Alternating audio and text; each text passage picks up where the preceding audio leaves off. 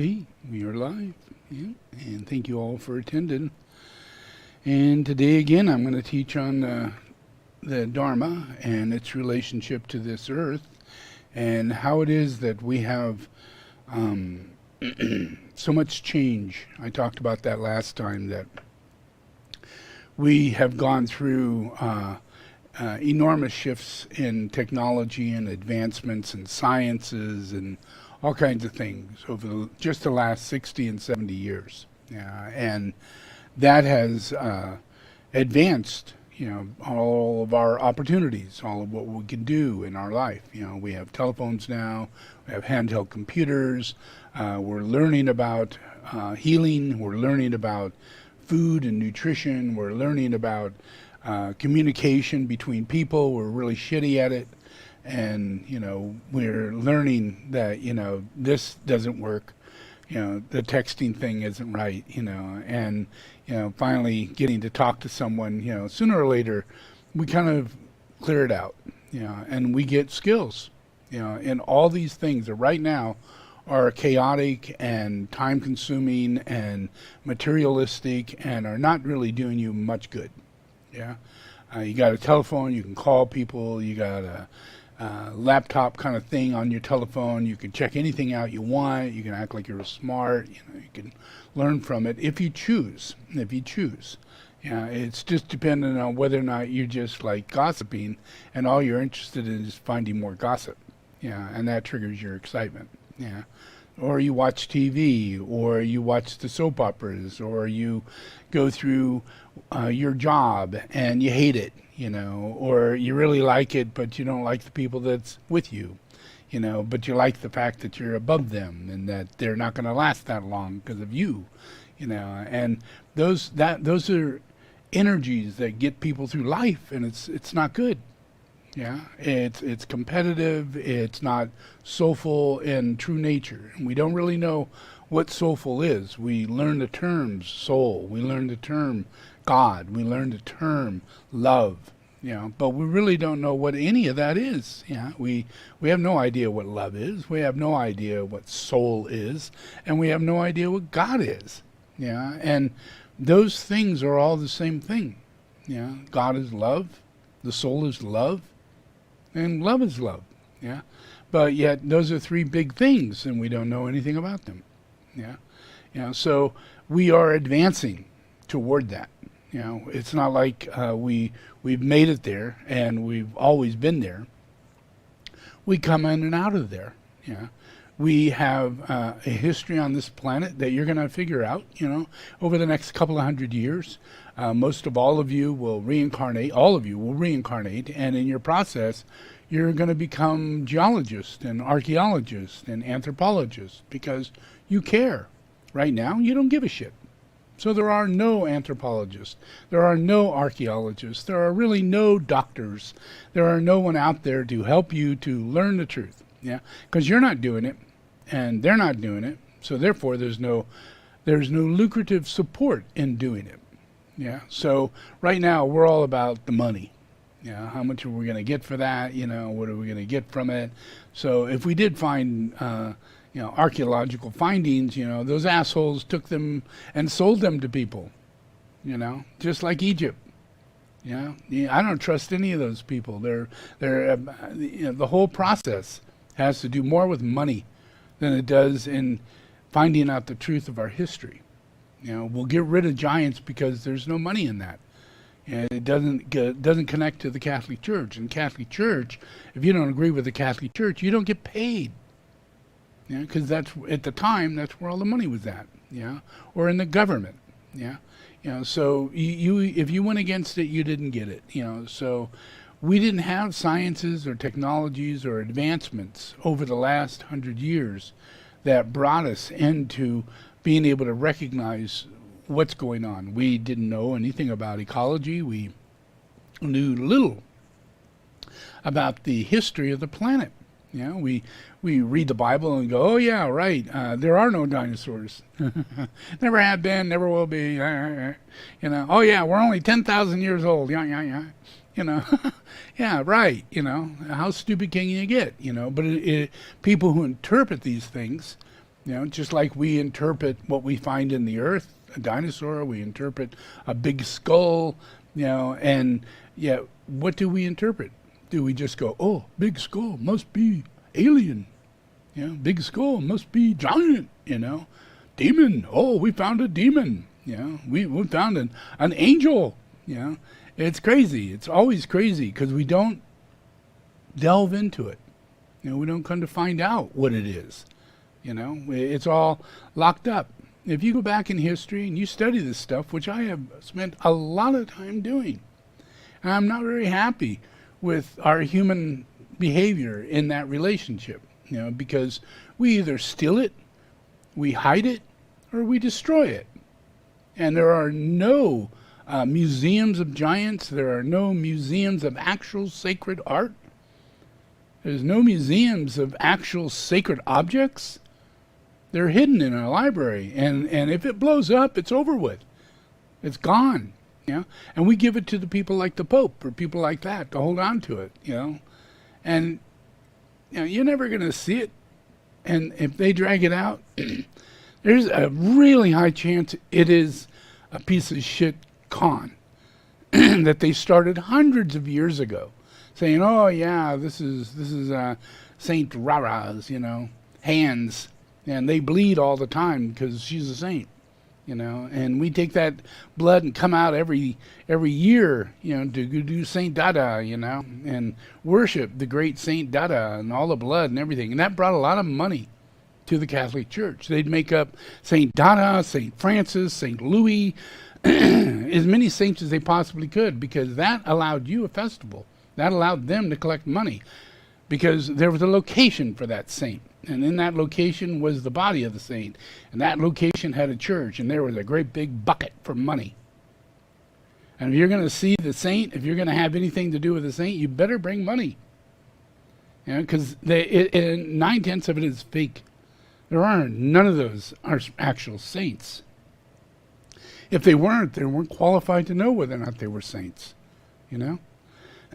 So all of this sainthood and all this sacredness and all these giants that did exist, imagine 30-foot tall people, 30 feet tall. Wouldn't it be wondrous? Wouldn't it be educational to have been able to study this part of history? The sacred mounds all throughout America all had giants in them. But we dug them up and we pulled them out and we got rid of them. And we gave them to the Smithsonian Institute as though they're good people. But we never see them again. And when you go to the Smithsonian Institute and you ask, where are the giants? They go, there are no giants. Never have been, never were.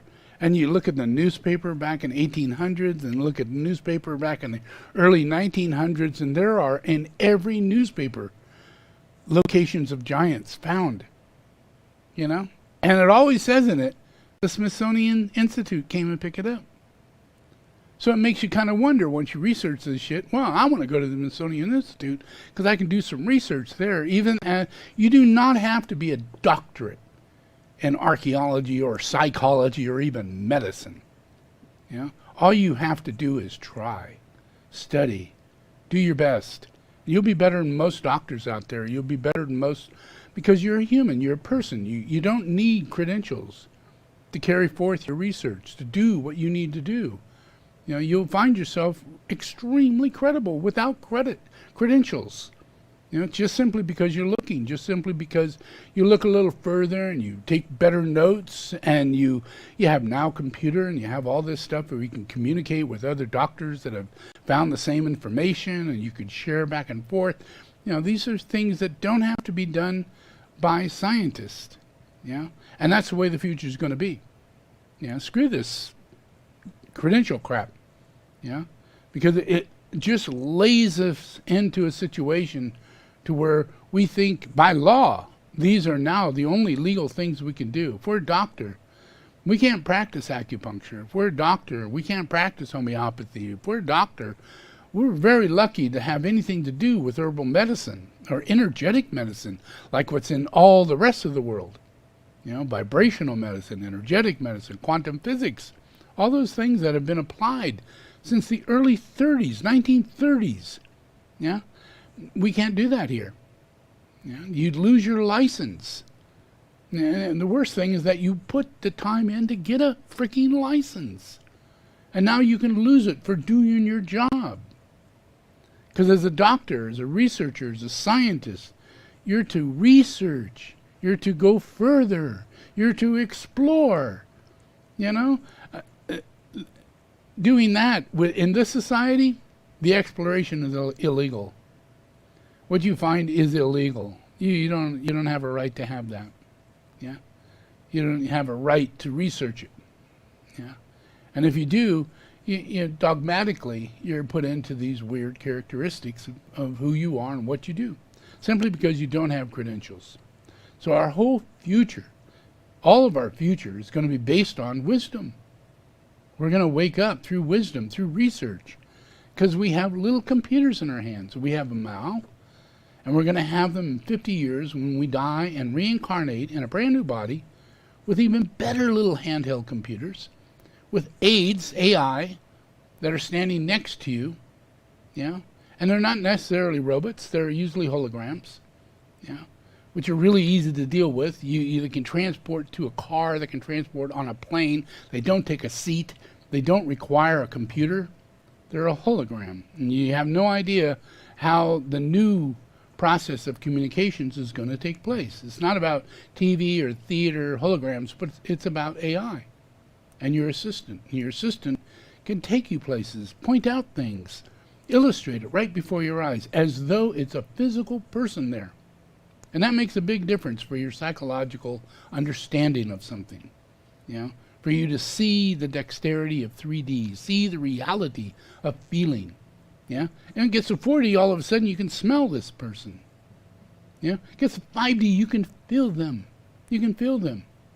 You know? And we're just going to keep going, you know, to where these things are not harnessed in bodies.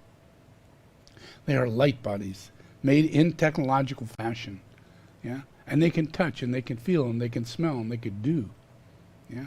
And that's our future. And we're slowly but surely we're gonna drive that future forward. Yeah. But we're gonna do it by breaking a lot of illusion that is in the world today. Right now we have a materialistic world that's based on money. 99% all money. Yeah. Greed, everything. And even a good person, their characteristics is based on money. You know, it's hard for them to see themselves as a person who could become wealthy because they want to become wealthy. Not because you know they need fame or they need riches, but they believe in God. Yeah, and they believe, they get an impression.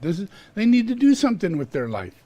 Yeah, well, it's going to take a little bit of. You don't need sponsors. You need God to sponsor you, and you got to take that third person in hand. You got to really take it as a state of reality. And you got to trust where God leads you. Yeah? And then you got to give all of yourself to what it is you start to wake up to. You know? Where it is you fit. How it is you can serve. How it is you can help. Yeah? And that's going to be our future. You know, we die. We come back. We're right now, we're inside of a genetic crap game. You know? I mean, our bodies are screwed up. You know, we have mom smoking while we were born. We have mom drinking while we were born. Almost all of us had that. Yeah? They were drinking whiskey. They were going out and boozing. They were smoking cigarettes. They were, you know, eating candy. You know, they were so, you know, low in their lower nature. They were desiring pickles and ice cream, you know, for pregnancy. And that's when you're really unhealthy. Really, really unhealthy. But that's a stereotype. This shit happens. That means we're all really pretty darn unhealthy. Our glands are not ready to have babies. Our mind is not ready to have babies. Yeah? Well, we're still going to keep popping them out. We're still going to have babies. Yeah? Yeah? Yeah. So all of this process that we're going through is changing from intellectuality to wisdom. Yeah? And through that, we become love. Yeah, we don't know what love is. Love is hard. Yeah, that's why in love it takes courage. So you develop courage. Yeah. You develop strength. Yeah. Yeah. You develop enormous amount of power with love. Yeah. Those aren't things you think about love. You think love, oh, kissy kissy. You know? Really. You think, hugging and kissing and, oh, I love you. You love me? Yes, I do. Yes, yes, yes. You're so sweet. So are you, You think that's love. And that's not love. That's a way of communicating emotions. Insecure emotions. That need to find security. So you start low and you work your way up. So usually if you're in love, you get real relaxed and you talk intuitively, you talk spontaneously. You're not that intellectual being. You kind of relax it. And this could take years of you developing your ability to communicate, because it all comes out your freaking mouth. When you say I love you, you mean I love you, because you've been through the process of not loving that person. And learning to just like that person. And then get to a place to where you really appreciate this person, and there's a cosmic connection, an actual cosmic connection, which wills the two of you to be together. Not like, occasionally, but fully. And that's getting to know each other. In the Bible, it talks about how Adam and Eve, got to know each other. Well, and then from that, they had a child. Well, it didn't mean that they had sex and then had a child. It means that the veil was released and they were able to see each other, but with fear, with a lack of ability to trust. A lack of ability. It all talks about, they had to put, leaves on and they felt guilty and all this kind of stuff. But that led to love. And they didn't know that. And it wasn't like the reason for this process was to beget love, because love was going to happen anyway. It was in the outcome. But they got stuck behind emotions, which is what the fall was all about. Being stuck at that level, rather than being at the higher level when you wake up, and you're with the right person, that you're in the right place, you're doing the right thing, and you also know when you're not. So that's love. That's strength. The ability to say no. The ability to say yes. Courage. The ability to say no. The ability to say yes. Wisdom. And it's that wisdom that gets us to this higher place. And we're going to go life after life after life. And we always go life after life after life. The more you realize that we reincarnate, you come to a place where you go, oh, wow, I reincarnate. Well, that means I have another life. I have another life, guaranteed. I'm not interested in church. I already know. And if you know that you're going to reincarnate, and you should know that because you'd have to be really stupid, and you are, but but ignorance is what's being cleaned up. And like that movie, stupid is as stupid does, that's truth. Stupid is as stupid does. Look around you. Look at the earth.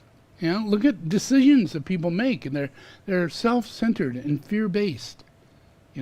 That makes you stupid.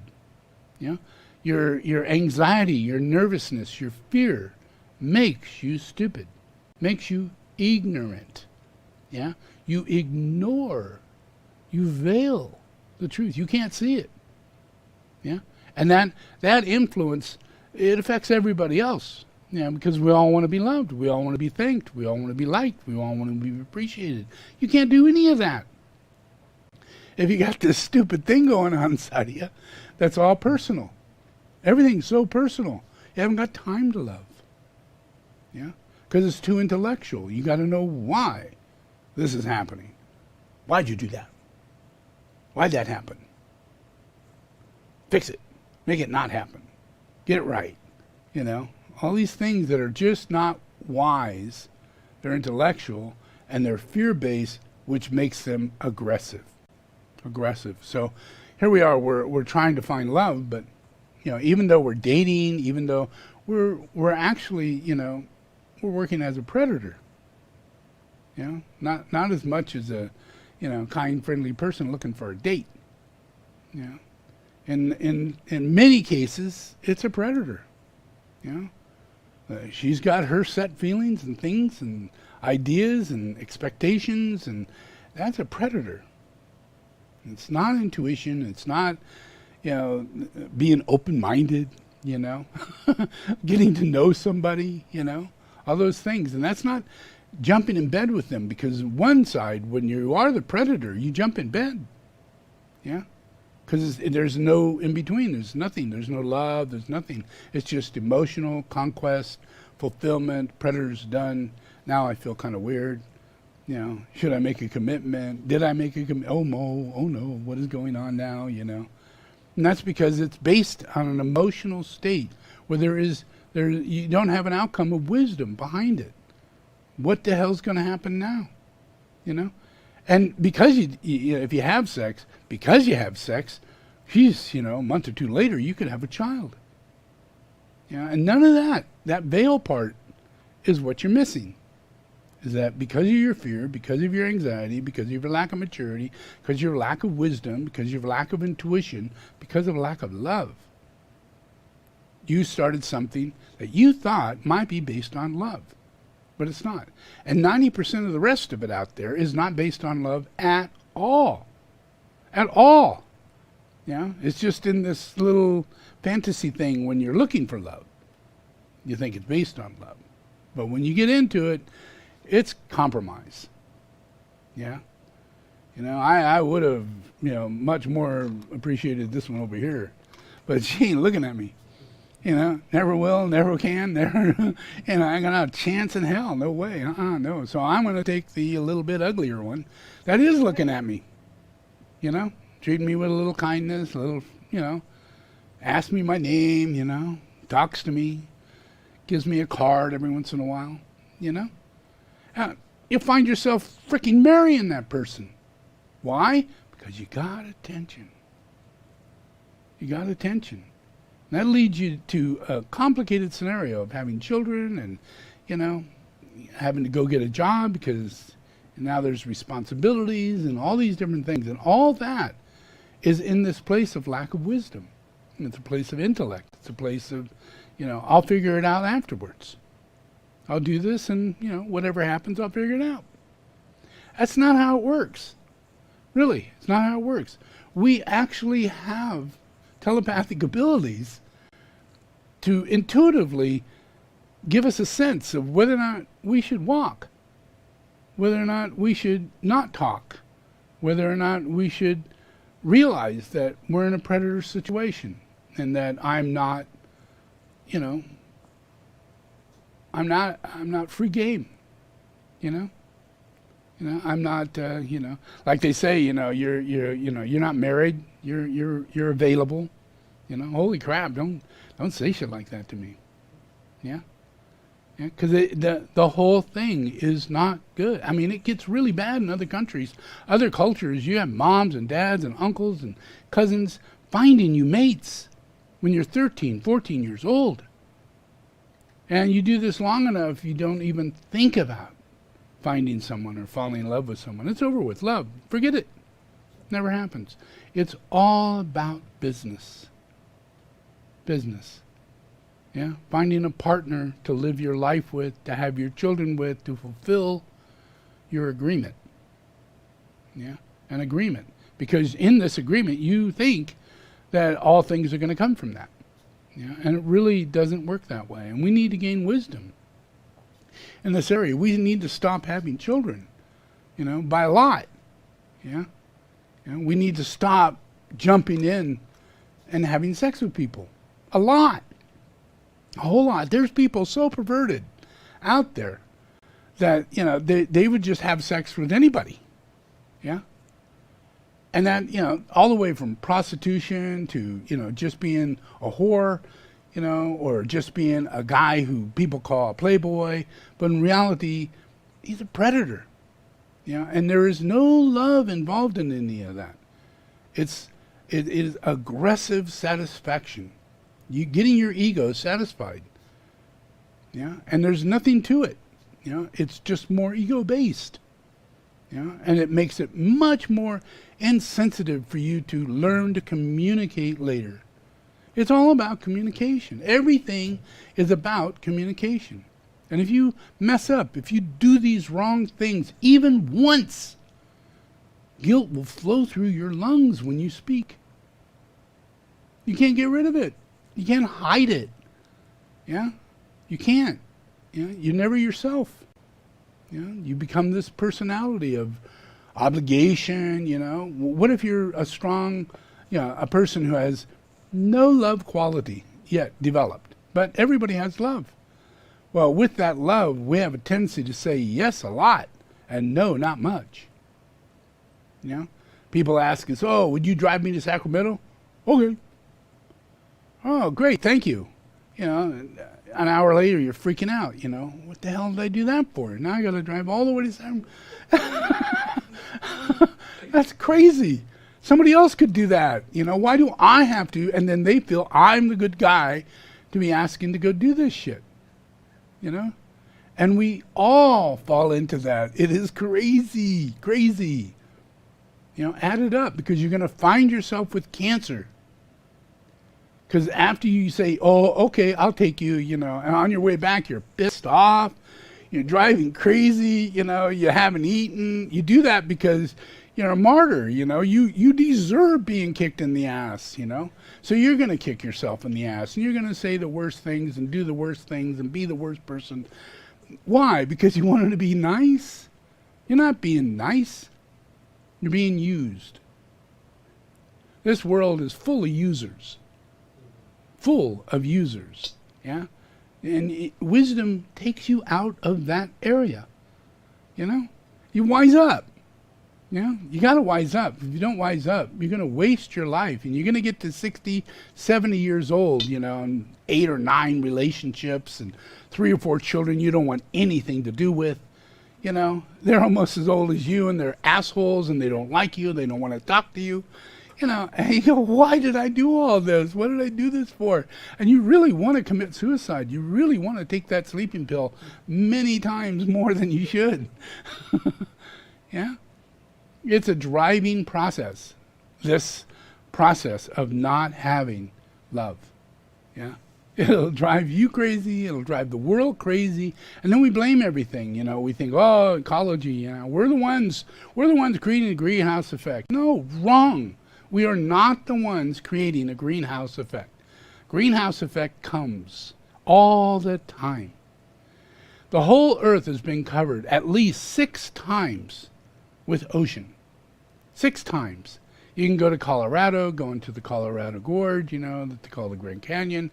Go in there and look up. It's about a mile or so. You look up, and you see one layer, another layer, another layer, another layer, another layer. And each layer there are seashells.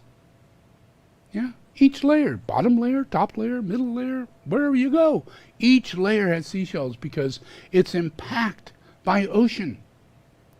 And it's always been like that. The whole earth is covered that way. And imagine this happened 6 times. So that means that's about 1 million years in between. 2, 3, 4, 5, 10 million years in between. And between each time, civilization grows. Humanity grows. We lived in the Arctic. Now it's covered with ice. We have no idea that there are buildings there. There shouldn't be buildings there, but there are buildings there. There are structures there. There should be no structures. Because in our little Bible it tells us we don't have history past 10,000 years. So how can there be structures there?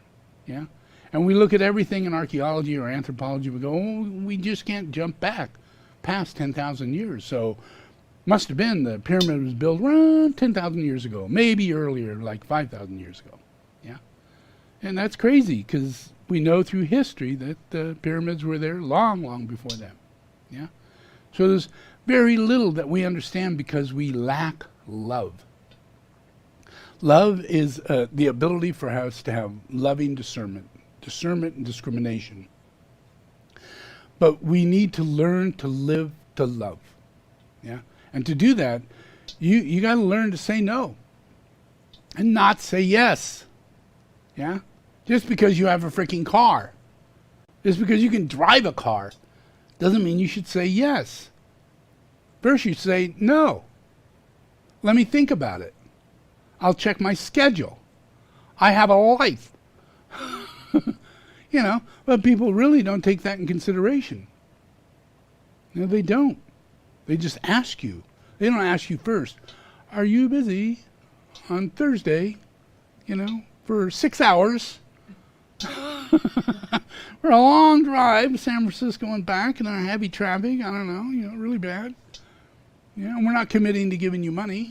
Not committing to helping you in any way, shape, or form, make your life better for all the service you may give. This could be your neighbor. This could be your friend at work. This could be anybody. Yeah. But when people come at you like that, you have to step back. You can't be, oh, no way. I don't do shit like that. No, I don't want to do that. But you have to be open-minded. Yeah. Consider the situation. Do you really have to go? You may not. You may be able to get something locally. Yeah. Those are intuitive ways of looking at things. Alternative ways. Rather than jumping the gun of going to the hardest dramatic scenario and taking on that dramatic scenario, because that's in the mind of somebody else and how it gets played out. Yeah. So in order to really heal things, love has to be abundant. And for us to get through love, we're going to go through, this is a whole planetary thing, so we're going to go through a big, big change. And if we look at the Bible, we'll see that the last time the earth was covered with water was during the Adam-Eve period, about 8,000 to 10,000 years after that. Yeah. And these long generations of life. Yeah. Methuselah, Enoch was alive at the time. Yeah. And those processes that we have, that we experience, are consciousnesses that come from that period of time. And that's like, to us, that's it. That's the beginning and the end. That's it. Yeah. But in reality, what if this happened 6 or 7 times over? Millions of years in between. Yeah. And this is not what you think. This is a safe place, if that's the truth. This is a safe place. We have earthquakes.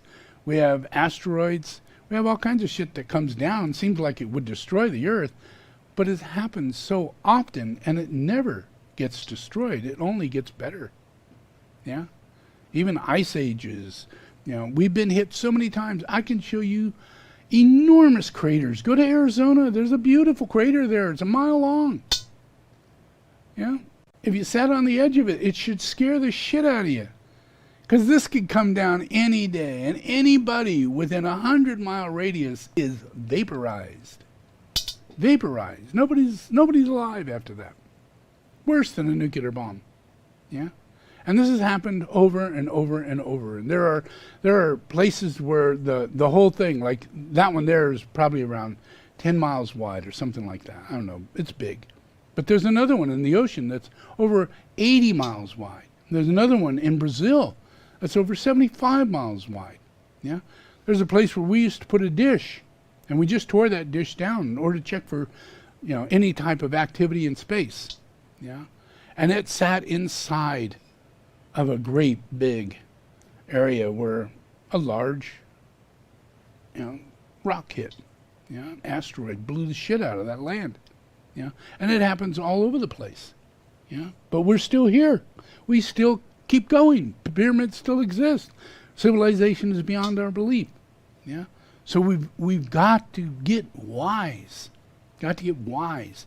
You have to have strength. You have to know that this is not your only life. And the people you come across, you're not like starving to make sure you make that relationship in this life. That is absolutely important. Yeah, because you got all your lives to pull it off right. Give yourself the openness of time and space. You have to have the courage to do that. You have to have the strength to wait. If you use courage and strength, if you use the heart, you'll get patience. You get patience by not going forth. You get patience by waiting, sitting back. Maybe you're the last person in the line. Maybe you're not even in the line. Yeah? Courage. Yeah? What is everything about the second ray, everything that is spiritual about the second ray is always the fact that it is the one person in the million that is shining light in the center of that million. One person, with love that has, qualities and characteristics that are so rare because they've gone through everything to get to that loving wisdom. And the best friend you'll ever come across, the nicest person, they go through hardship and they don't take you down with them. It is a non-dramatic scenario. It's very uplifting, very kind, very fun. Once you get into that orbit, your life changes because you start moving in that same energetic field. That's love. Love is when the energy passes between one person and another, and how you speak, how you communicate. Not how you make love, not how you have children, not how you make an agreement to stay together forever, as though you're never going to have another life.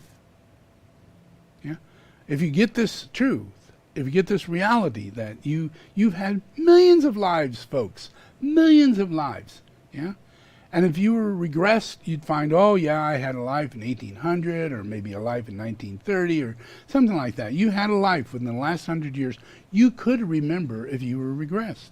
And in that process, you go through this regression, you go, oh my God, I lost my little boy, I was a farmer, and they took me away because it was during the German period, and they killed me because I was Jewish, and they took my other two children, and I never saw them again. It really, really got to me. This is a past life regression. This person, they didn't come in to have that story be told, but in a past life regression, shit comes out your mouth. It's your soul expressing itself. And it just tells the story. It tells the story. Just like, oh, I was in that car, got in a car accident. These are events that happened. So you're just telling the story. A page of your life. And this is what you need to realize. Every day is a page. A page. It never is burnt up. It never goes away. It's never destroyed. Never a bad page. It's just a page. And you can, like in aggression, you can open the door, go through, come out the other side, be on another page and witness it. And you'll have things come out of your mouth, like maybe you were an asshole then, so you become an asshole while you're talking. Maybe you were a really crying person and you were really sad at the time, so you start crying. You have this experience because you're on that page. You're in that moment. And these are things that we all can recapitulate through. We don't have to go through regressions. You can do that, and you will do that. As life and life and life goes on, we're going to be much more open to reincarnation and wanting to verify it for ourselves. Not to verify whether or not you were the king of England, but just to verify you reincarnate. What a happy day. You'll find out, yep, had a shitty life and I was murdered. Yep, that's why I'm afraid. And it starts to make sense. Oh yeah, man, I lost my kid in the worst possible way, and I'm so afraid of losing my child. And I can't get over it. And it just carries on. All these emotions continue going through because you're the actor, you're the star in your book. You know what I mean? You're it. The book is all made up over you. It's your book. And everything you have to do with life. But you have to use love in order to tap into this. Because it's telepathic. You don't lose your life. You retain it. And if you can come to understand that you reincarnate, then you start getting the feeling that I'm going to reincarnate. Not that I have reincarnated, or, oh, what do you know? I've reincarnated from another life. Wow. Come on. Really. Get real. You reincarnate, period. Period. There are no religions. There are no churches. There's only God and love and wisdom. Yeah. And this is the wisdom. I reincarnate. Yeah. And the wiser you get with your reincarnation, the more detached you become in your life, because it's not your only life. You get this subconscious scenario that, when am I ever going to live my life? You know, am I going to waste my life doing this? You'll never sacrifice, ever, if you have that belief system. You'll never do something. You'll never stand in front of a bullet to save a person. You'll never do all the right things you should do. You will do. Yeah, and you know, you're not playing it out. You're not writing the book. You're just trying to help humanity and God with love, through service, yeah, through strength, through courage, you know, by given a certain circumstance and having the strength and the courage to step through it and do it and help another person. Yeah. Yeah, and that, you know, that could mean you have to jump into a lake and save someone and die in the process of doing that. Yeah. But then you reincarnate. Hey. I mean, this is better than the video game. It's reset, you know? And it's real. It's real. It doesn't include, oh, that means I can commit suicide and reset it. No, it doesn't mean you could do that. Because that means that you can come back in a state of consciousness to where you're set completely on the opposite end of love. You're in so much fear, you know? You die. You commit suicide in fear. Fear. I can't take another day. I can't do this another day. I can't do any more. I cannot do this. And you die that way. Yeah. Then for the rest of your next life, you know, you're going to have a hard time stepping out, doing something for another person, falling in love, you know, committing yourself to the right person and always committing to the wrong person. Yeah. Because they're freaking predators, people. There's so many predators out there. Yeah, you voted Trump into office. He's the #1 predator on the planet. Yeah. So all this is changing, dramatically changing. Yeah. And as we get into the year 2022, we enter into the year 2045. We get to the year 2050, 2060. We're all dying. Yeah. We all die. Click. You know. Heart stop. Done. Over with. Your body lays down. Yeah. And you go on. All the time. Happens that way every single time. Yeah. The body doesn't go down like a battery. You no longer have any juice. So all of a sudden you don't have life anymore. That's not true. The battery is always going. That's the soul. You have to have trust in that. If you're ever going to heal someone, like all that I do, all the healing that I do in people, I do it because I have a soul. And that soul is a battery. It is the central spiritual sun. It's the light of the world. Yeah? The whole world depends on your soul. We're the ones who bring it in. Yeah? And it fills our body up. It fills us up. Yeah? So we radiate that energy. We have a magnetic energy that comes with it, because that comes with light and the soul. Yeah? We have a radiatory energy that comes with light and the soul. Yeah? We have pranic energy. That's because our chakras are functioning. And it sends out light and energy into other people so that they can have a spiritual awakening, a transfiguration, a spiritual awakening. How did it happen? I met someone who I feel I can trust. I met my best friend, you know? And that energy is love. That energy saves you from an enormous bunch of suffering. You have no idea. And it's just simply love. It's simply a friendship. Kindness, caring for another person. Friendship. That's it. Without detachment, without commitment, without, you know, yeah, I'll be there because I have to do all these things for you because, you know, you're not, you know, of any of these things. But if you really are in a complementary scenario, then the things that you're going to do in life are 100% the same for the other person. You know? So it becomes a cosmic, you know, non-chore. You know? Everything from household duties to, you know, going someplace or eating something. Everything is complementary.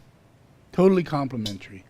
But on the other side, if we don't get this wisdom, we don't develop the love, we don't develop strength, and say no a lot of times, and say yes when we're supposed to, and then fulfill it. Be the person who says, when you say yes, I'll do this, yeah, you do it better than anybody else would have done. You're on time. You're not going to stop until it's over with, you know. It's not going to kill you, you know. It's just that you are committed, yeah. You carry what would be emotion into the ideal, yeah. You fulfill it in the most ideal way, and that's what you look for in people. You know, if you want them to fix your door, you want them to actually fix the door. Not come in and, you know, straighten out a hinge a little bit, but leave 2 screws off and, you know, not notice anything else that's causing the door to be the way it is. You know, probably maybe need a new door. Yeah. But that's what you want. You want someone who has these abilities that can see beyond what you're seeing and get it all fixed just the way you need it. That's what you want in a doctor. That's what you want in a person you go to take your car to. That's what you want in all things between people. Yeah. You know, so we're moving into that process. We're gaining those areas of love. And we can only see that when we look at, because history comes around. Like I said, we've had 6 times the ocean has covered this earth. That's a lot, and there have been millions and billions of years between, yeah? So in between, we have processes of enormous greed and enormous dark lodge kind of behavior. You know, sex magic, money magic, all kinds of things. And we get caught in the culture because of fame and fortune, of thinking that rich people can behave and poor people can't behave this way. You know, I'm an Asian, I behave certain ways. Yeah, true. I am Mexican, I behave certain ways. You know, I take naps at noon and and it's not true. None of it is true. You know, it's stereotypical. Yeah. But we ourselves get stuck in that. You're Asian, you're black, whatever you are, by your race, you know, you creed yourself into this belief system that this is the person that you are. Yeah. And that's not there. It's not really there. Yeah.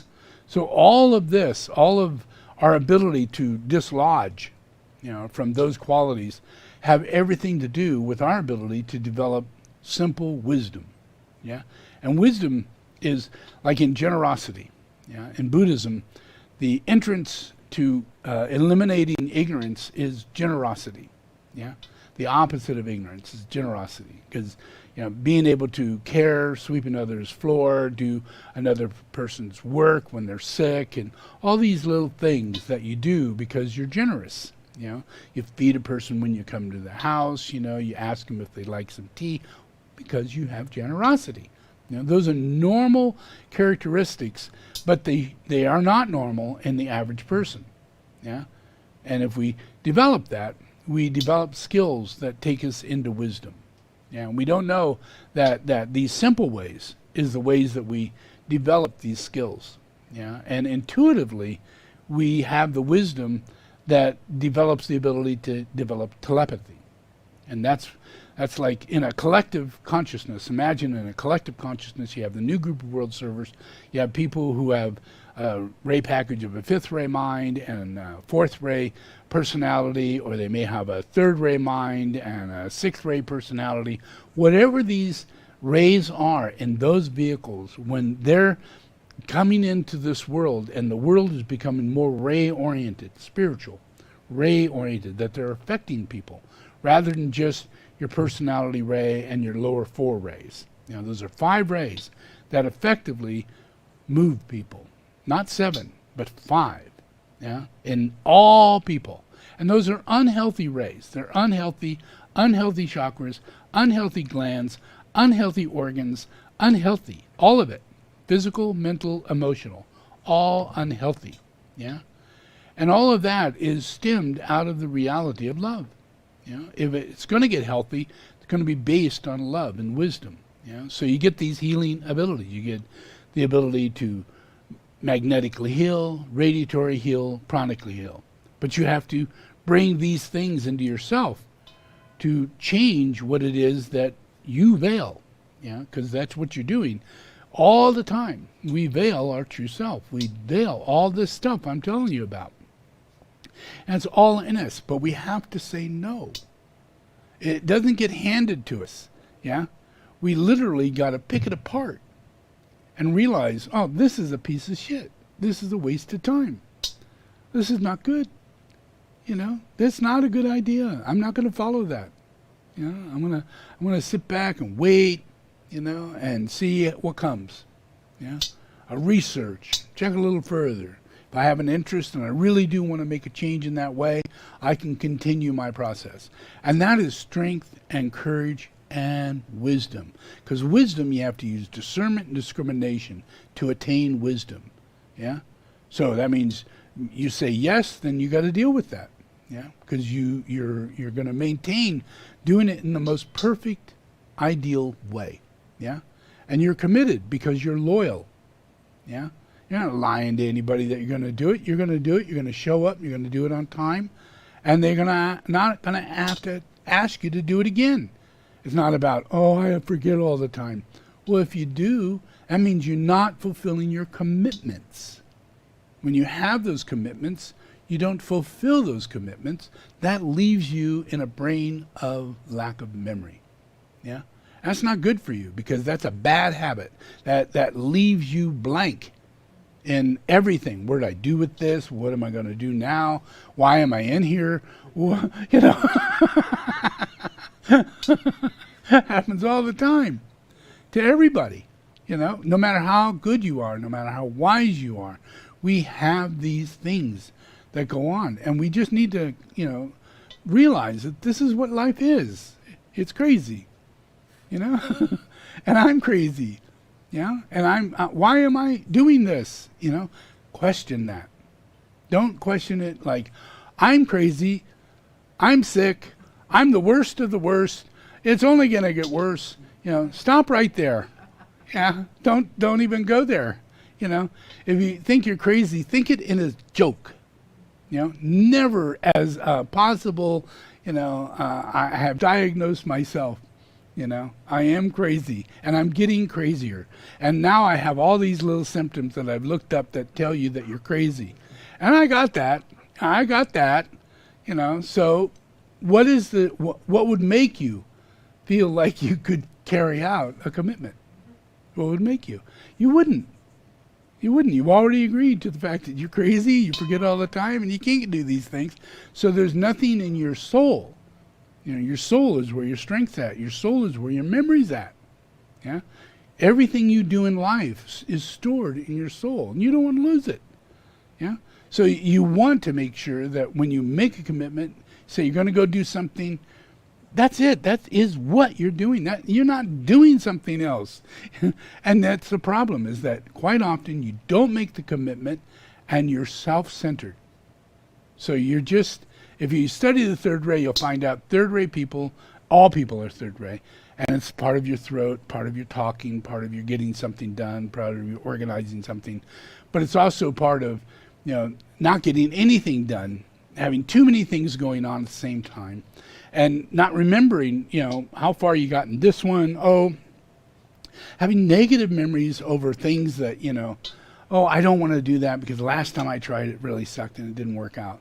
You know, but if you really put yourself to it and you got through it and it did work out, use your strength, use your courage, develop your wisdom. When you come out of that, the next time you want to do something, you will be a different person. You will have memory. You won't lose something and spend all your time looking for it. And then realize 9 hours later, was I going to get you something? I'm sorry, I was busy looking for my car keys. You know, now I got to find my car. Have you seen my car? I mean, this shit happens all the time. Yeah, and then when we get older, and we're all suffering from a lack of memory. Why? Because we didn't develop wisdom while we were alive, while we were younger. Yeah, I mean, you got to develop it. You got to. Yeah. So one of the things I'm going to share with you today is a happy note in regards to Mr. Trump and everything to do with love. Love is healing. Yeah. Love is radiatory. Love is magnetic. In other words, magnetic means that it draws people toward right relationship. There's ceremony order in God, ceremony order in life itself. You should learn to trust all this, yeah? And in that reality, everything has its purpose, its place, and its origin. Everything. Nothing is without a purpose, a place, and an origin, yeah? So if you just relax and you do the right things, you actually organize life with this third ray quality. And your seventh ray, sacral center, you organize it. Because why? Because you care. You can feel the things out of place. Disordered. You know? Food going old. You know? You don't lose memory. You actually gain memory. Insights. Visions. Understanding. Dreams are added in after a while. Yeah? To where your wisdom becomes masterful. You learn what it means to become an initiate. You know, where telepathy is no longer, you know, your problem inside of intellectuality of what the heck is telepathy. You get telepathy, you know, through the process of your service. Every time you say, "Oh yeah, I will try and get that done," you'll find that your magnetic energy creates a Tao focus, an energy of Tao, a magnetic energy that puts you in the right place, and whatever you need, it will be located in that area. And you can have faith in that, because you're a master.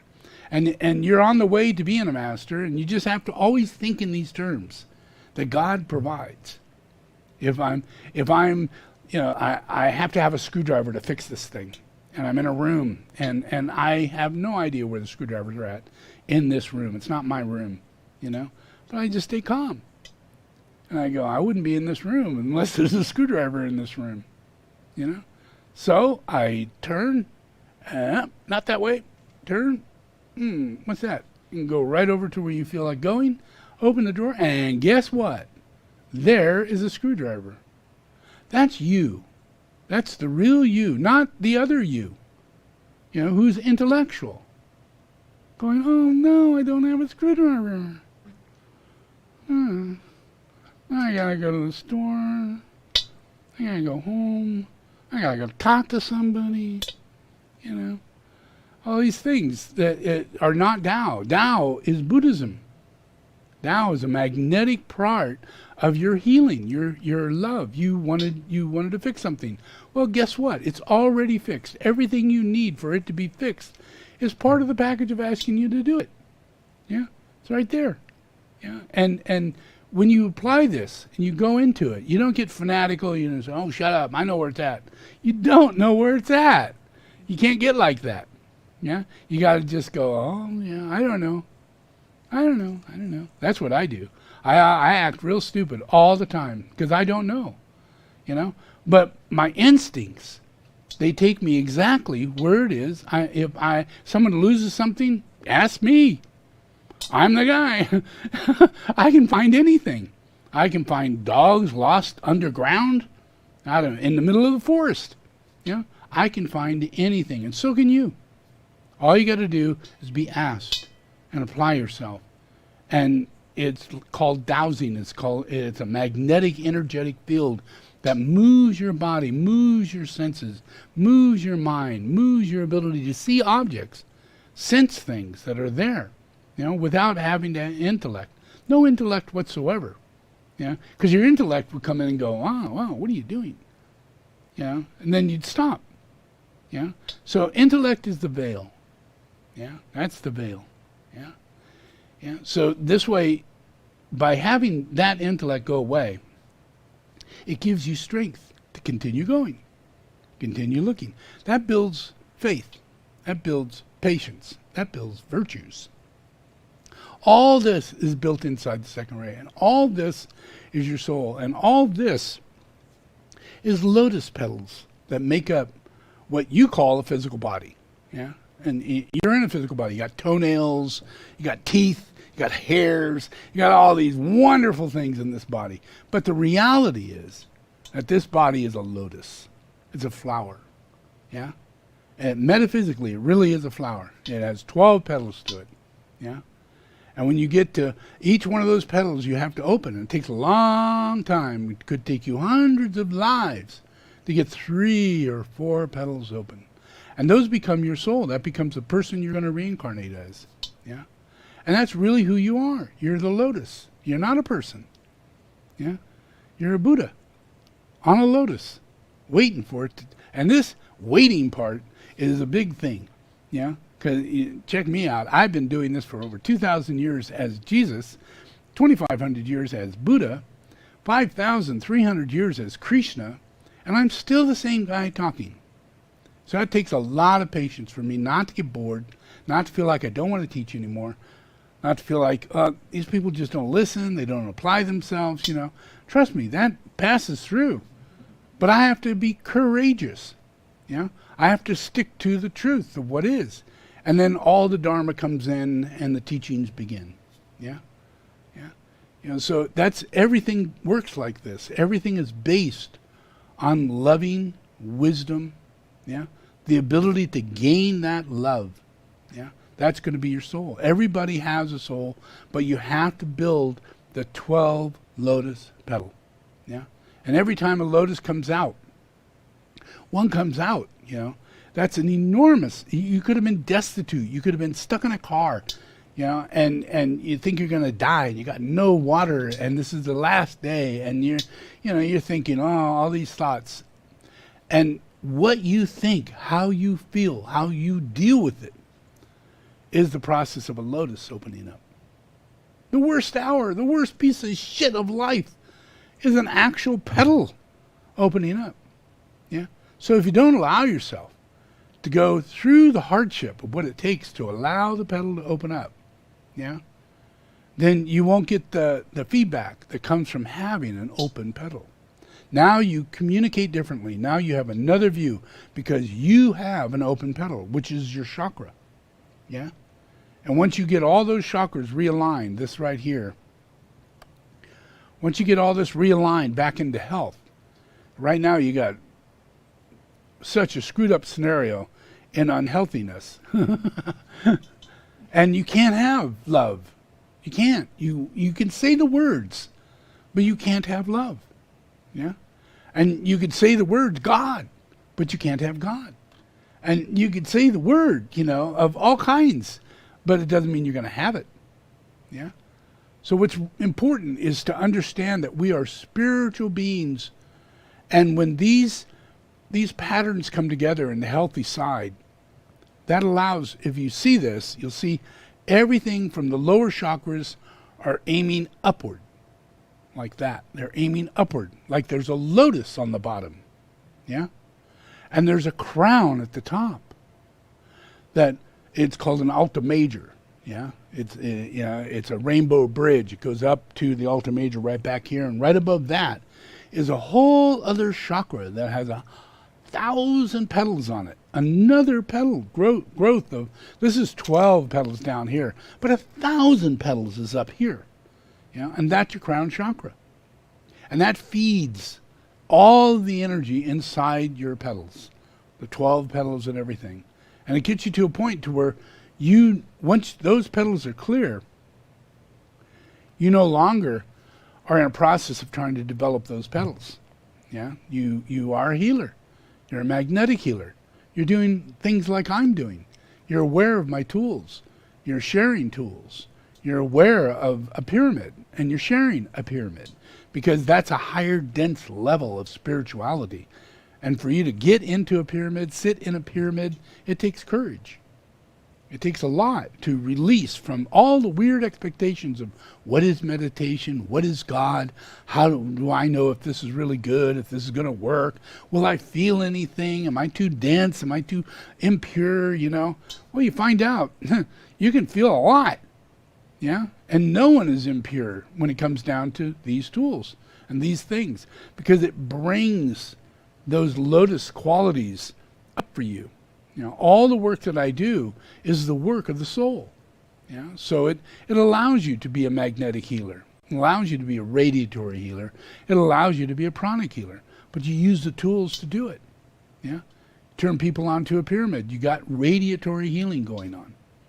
turn people on to Vajras and solar forms. Yeah? You have an enormous amount of energy that's coming into magnetic healing. People see those things and go, whoa, where did that come from? That's powerful. I could feel it. There you go. You're right. That's radiatory. That's pranic. That's magnetic. Yeah? And then that magnetic means right relationship. All based, it clears up all this bullshit and the unhealthiness, because, you know, what's the difference between a person coming over loving you and another person coming over and shooting you? You know? It could go either way. You know? So we really want a healthy chakra scenario here. You know? Yeah? And this work transforms people from the shooter to the lover. Transforms people. It does that. Yeah? And you can't do this in another way. Yeah? You can't change your luck of whether or not you're going to get shot. You can if you use the tools. You use the tools, you open up magnetic, you open up pranic, you open up radiatory, those will protect you. They'll protect you. Yeah? And it's not necessarily the energy that's coming off of you, but due to the fact that it works through the Christ principle, it works through Buddha, it works through your bodhicitta, then you can channel the influence by being overshadowed by the Guru, the Christ. Yeah? And by receiving tools that come from the Christ, that's right relationship. Ceremonial magic is taking place. So when that begins to happen in a world, you know, then that means that we are turning a direction, you know, to where we're soulless people without any understanding of the soul, to where we are soulful people who becomes healed by the soul through the science of redemption. Yeah? And then that allows us to practice the reality of monastic life. And we can't really say what is monastic life. We can't say what it is. But once we enter into the process to where we're in service and we're kind and we're using more discernment and discrimination and we're taking chances of not, you know, jumping into wrong relationship when it's all about right relationship. Yeah, does that make sense? People ask you to do something, you really don't want to do it. Wrong relationship if you say yes. That's a wrong relationship with yourself. Yeah? And if you say yes and you find out you did it, then you're a person who likes to get obligated. Yeah? Likes to have people think that you could do something for them. Yeah? Call on me. Yeah? I can help. Yeah? But that isn't where we're at. That's not where people really are at. Yeah? Where we're really at is that we are capable of letting go, relaxing, meditating, discerning. Yeah?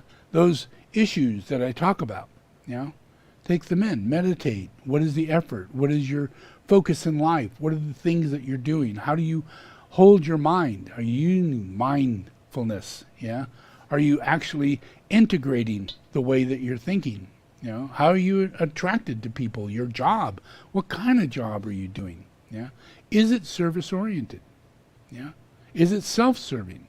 Is somebody else using you? And they're self-serving. And you're weak. Well, you're here to gain strength. Yeah? So you got to go through all that to discern, to discriminate, and then step back and decide personally, because this is your book. It doesn't matter if anybody else is in your life. It doesn't matter at all. It's your book. Your book. Your page, your book. Tomorrow it's your page. Your future life, it's your book, your page. It all continues adding up. And we all go into the tree of life as the book of life. Yeah? There's nobody not in the book of life. But we all have our own book. And we have to realize that it's important that we are aware of this. We have a page coming tomorrow. Even if we die, we still have a page coming. And it'll be good. Yeah, we've been doing this for billions of years. It'll be good. Yeah, we do not need to go to Mars because things are going to go bad. Yeah, we've never been to Mars before. Out of all these processes of being here, We've done everything to associate Earth with sacred spiritual evolution, pyramids, sacred cities, ancient times. Yeah?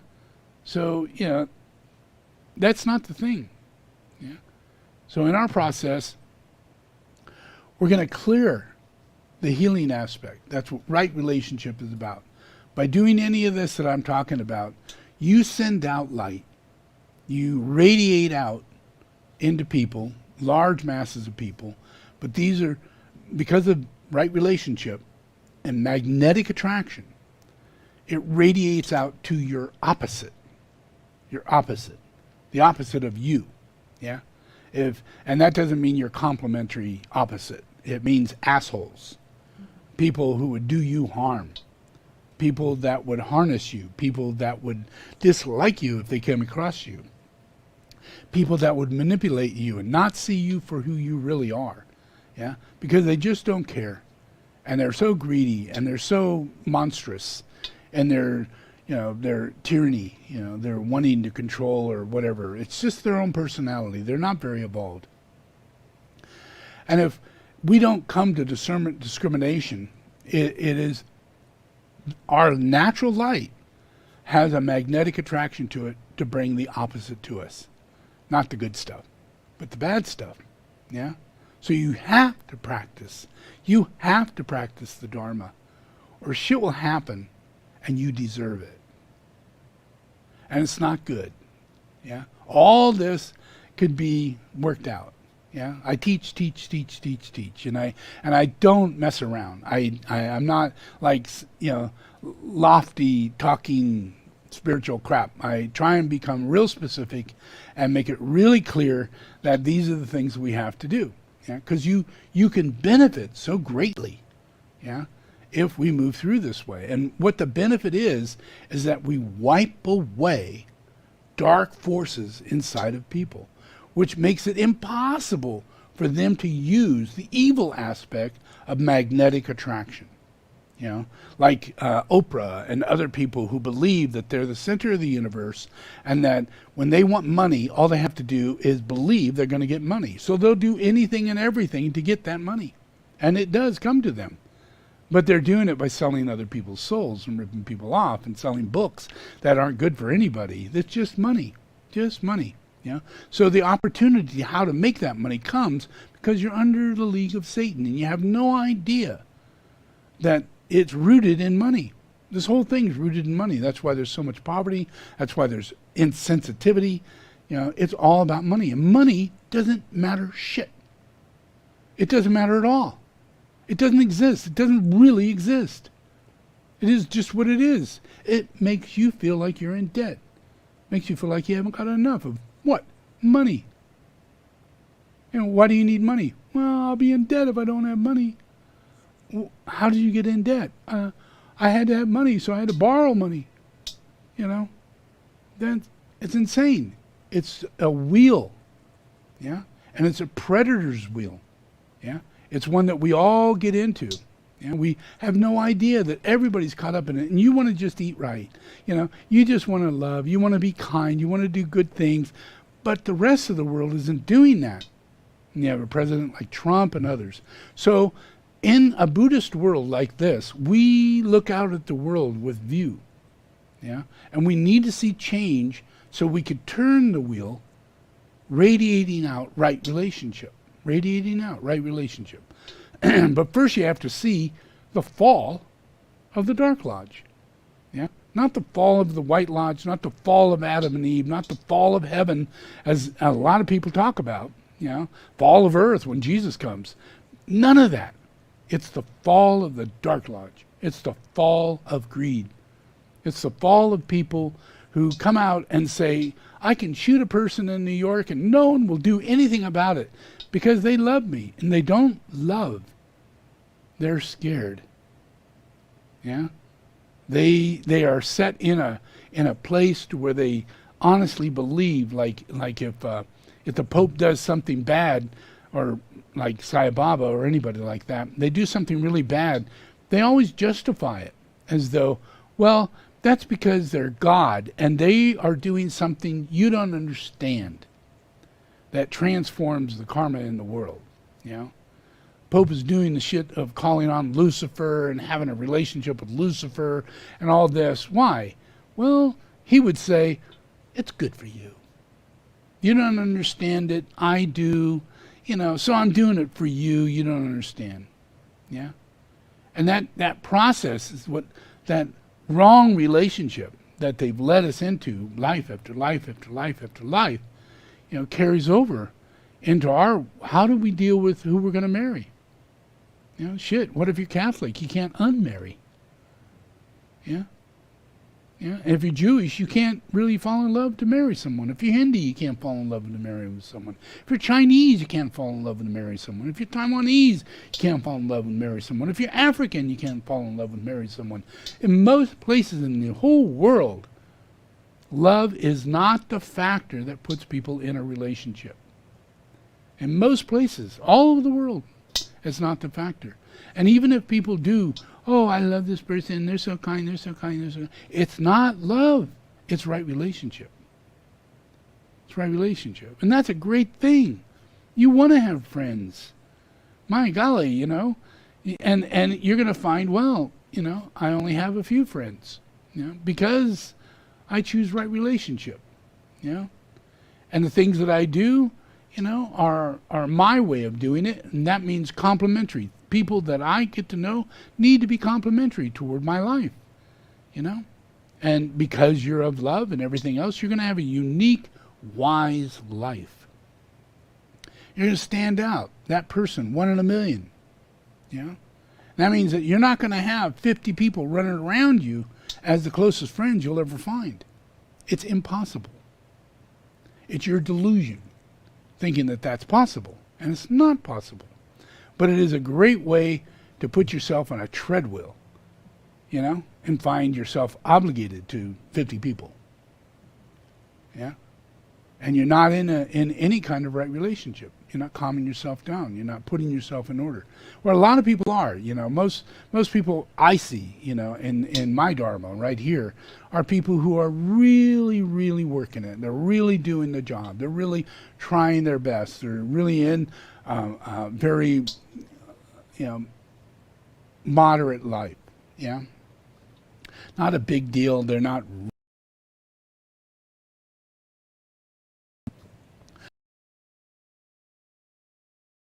bringing change. Yeah. But you need to make sure, you know, that, you know, when I talk about, don't feel obligated that you got to be the one that gets in the car and go get something. Yeah? Yeah. Just because you got a car. Don't feel obligated. It's a lot, just as easy to say no as it is to say yes. It's just that there's a lot of bad feelings in yourself you got to deal with because you're standing in the middle of a wrong relationship. Yeah? They shouldn't be asking you to do it. They should be asking you first, do you have the time? Do you feel like it? Are you da-da-da? Are you busy? Anything like that. That would be a better relationship. Yeah?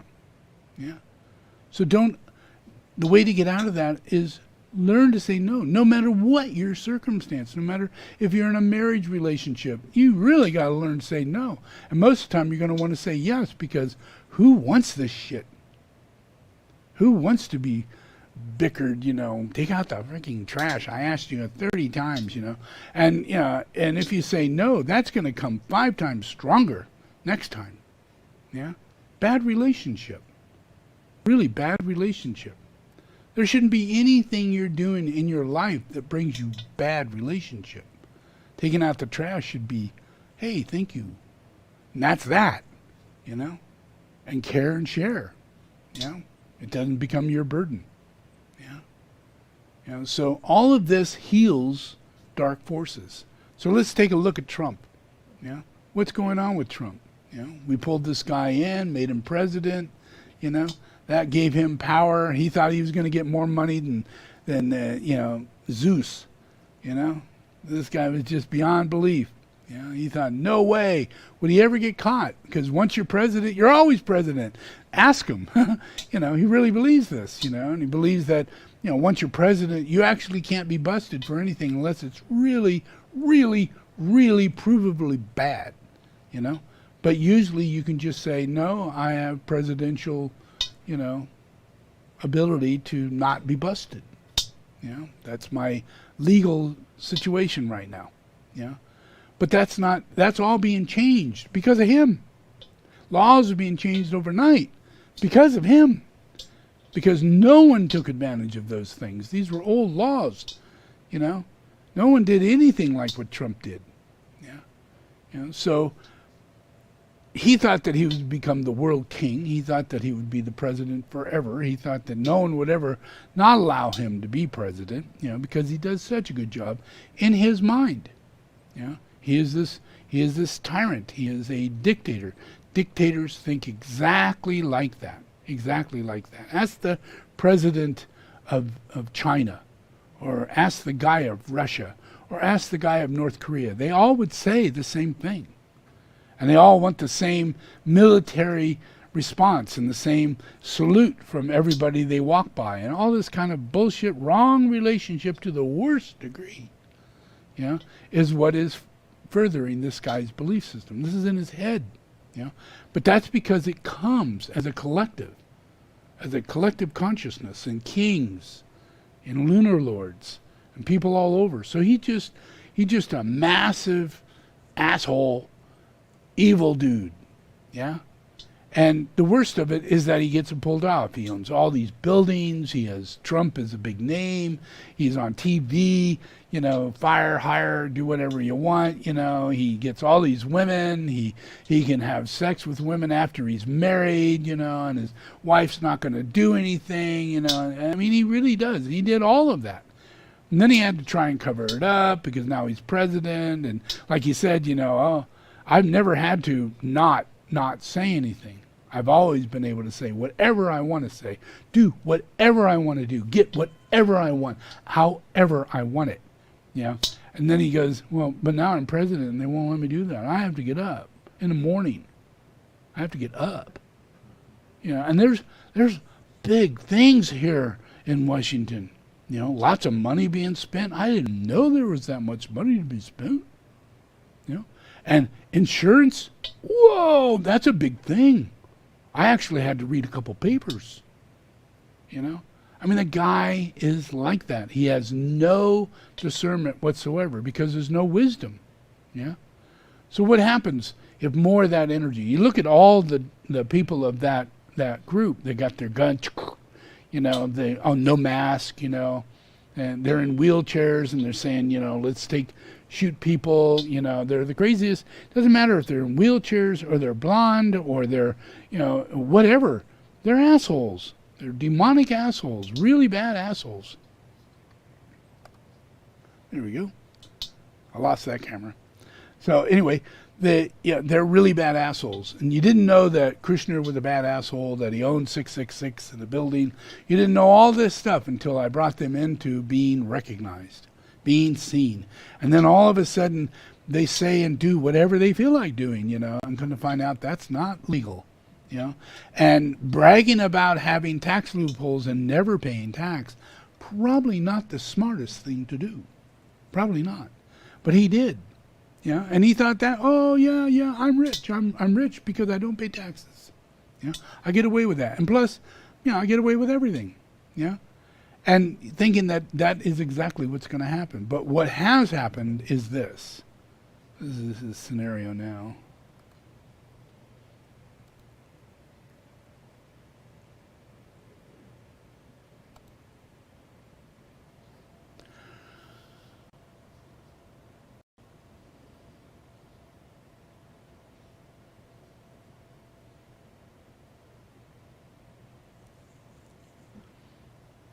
This is scenarios where they've got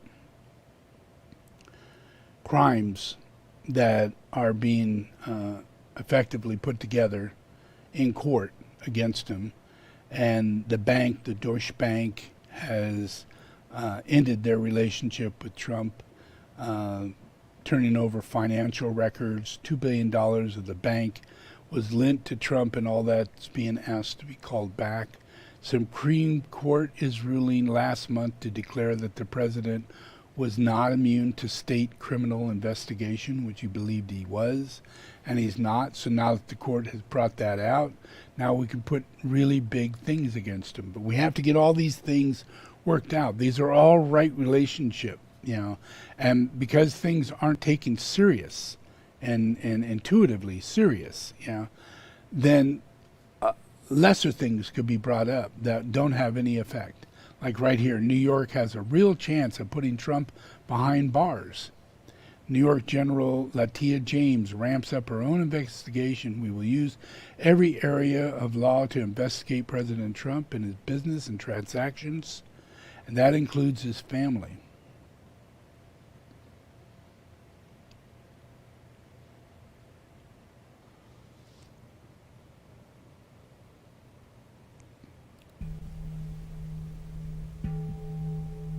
That's not it. Sorry.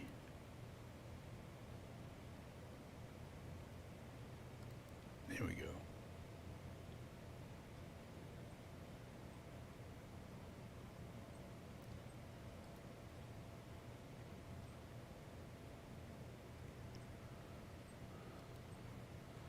So all these subpoenas came out, and financial records came out, and hush money for the two women came up, and the DA started getting that cleared out of the way, making sure that he did not have anything to keep that from happening. So that got them to money laundering and the bank and insurance fraud, which led to felonies, where before it would just be a court case that meant that you would pay a fine, like you did for the university.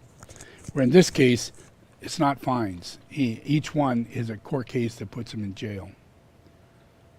And then all this cheating, records, and all that straight up tax scam, felony, all that's being brought into a focus. And that's just New York and mainly New York. And then he's seeking no less than $100 million from his niece, because she told people that he had all this tax and had conned the lawyers when he took the tax away from her. He took $35 million out of her pocket, and she ended up with 2.5. So now, former President Trump, instead of issuing subpoenas to carry the force of law, can be enforced by criminal penalties. Everything that is being done, they got to the point to where the January 6th, they were able to subpoena the 4 men that are involved in the process of holding back the information of his taxes and all of that, and testify. So they grabbed these guys, and these are the guys that are mainly the ones that were there during January 6th and got it to happen, like Bannon and Scavianos and Meadows and a few other. All these people were people on the phone instigating rioters the day before, a week before. And all this has been found. They've all got it down. We have it on paper. We have it on video. So we're moving from one level of court to another level of court, to the point to where we can actually drop the bomb on Trump and his family and declare the whole entire business of Trump null and void. And not only bankrupt, but illegal, corrupt. When you find a corrupt corporation, you could take it in and have it become annulled. Corporations can be annulled. They are fictitious entities. They, by law, have a right to exist.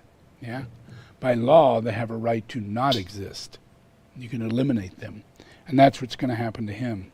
So his businesses will no longer exist. So what happened is that all the businesses are cutting ties with the Trump organization. They're all ending partnerships with Trump organization.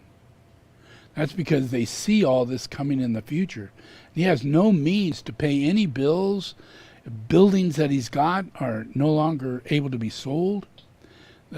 This SAG-AFTRA. That is a process of him being on TV, being an actor, and he's been taken off to where he no longer can be hired as an actor, be on TV or anything. You have to go through this, get this organization and get a card, and he had that card taken away, and legally you can never do that. Then Deutsche Bank, the Signature Bank, has both ended their relationships to him, and Wells Fargo Bank is ending their relationship. Professional Bank is ending their relationship, and all its affiliates are winding down their relationship immediately. This is a big thing, when we're talking Satan and money and greed and Trump as a name.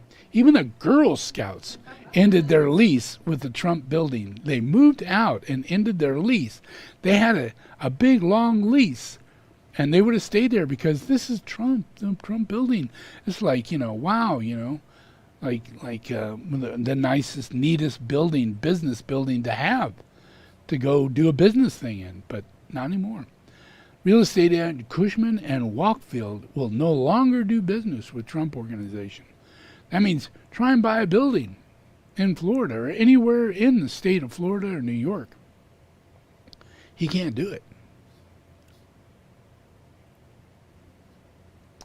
New York prosecutors told a federal judge that there were public reports of possibly extensive and protracted criminal conduct at the Trump Organization. They added that they may also be investigating possible crimes involving bank and insurance fraud. And it's really, they know exactly that it is. The insurance brokerage then immediately ended their relationship with Trump Organization because they're going to prison for insurance fraud. So insurance companies don't want anything to do with you. They're going to prison for bank fraud.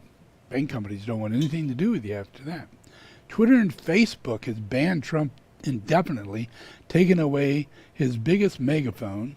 Stripe, which is the way he gets paid, no longer processes credit cards for him for his campaign or personal needs. PGA, that he is the golf king of the world, yeah? I mean, Arnold Palmer bows to this guy, according to him, and every story he tells. PGA announced it's pulling a major golf tournament from one of Trump properties. Properties are particularly hard hit by last January 6th events. Top among the Trump Hotel, which is a former post office building in Washington, D.C., no longer has no clients. People don't use it. It costs too much. And they're being sued for $35 million for abusive overcharging during his time in the office. Trump lost $40 million to Scottish Golf Club Company because he didn't do the right thing. All he had to do was sign a paper and change his economy from being English silver into American dollars. And since he bought the club and all these houses with English silver, whatever their moats are, English money, and that goes up and down so badly, he lost $43,000 in 1 year just by doing that. Trump Tower income is 33.7, but in 2020 it was only 7.5. That's an enormous loss. So the bank is calling its loan.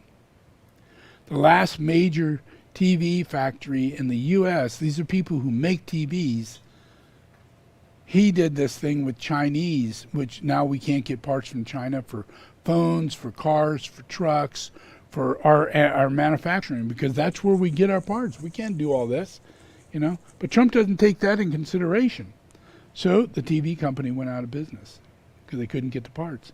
Just like Ford almost went out of business because they couldn't get the chips that come from China that go into the Ford trucks. Retaliation by countries, manufacturing, and many Federal Reserve districts report higher prices, supply chain disruptions, and shrinking margins attributed to Trump's trade policies. These are all just things that have to do with where he puts his hands, right relationship or wrong relationship. And because it's wrong relationship, everybody suffers. Everything he says is the opposite. Everything he says. Coal will be back. Yeah? Yeah? Wind generators cause cancer. Yeah? Solar will never take. No one will ever take it. No one will buy it. It's not good. Yeah? Yeah? I'll make sure that your TV manufacturing company does well. And then he gets hold of China and says, I'm going to put embargoes and trade tariffs on you. Yeah? And then we don't get anything in from there, and it affects us, not them. It doesn't affect them because they can sell everywhere else in the world, not just America. We're just one of many countries that they sell to.